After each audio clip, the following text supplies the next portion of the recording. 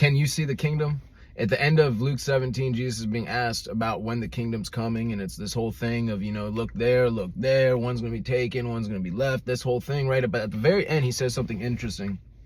He says, where the corpses are, there the vultures will gather. Now, what's interesting is in most translations, that's what it says. But the word there for corpses also means body. And the word for vultures also means eagles. So if you read like the KJV, it says where the body is, there the eagles will gather. And I said, isn't that so interesting?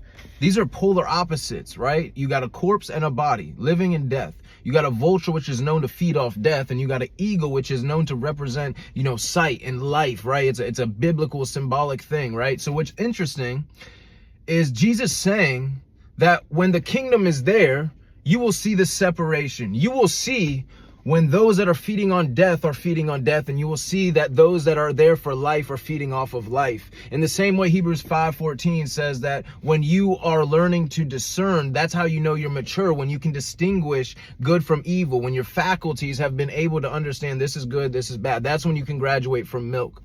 So we're in the times where the gray areas are starting to dissipate. We're in the times where we're starting to see this is life, and those gathered around there are eagles feeding on life. This is death, and those gathered around are vultures feeding on death. Can you see the kingdom in every moment?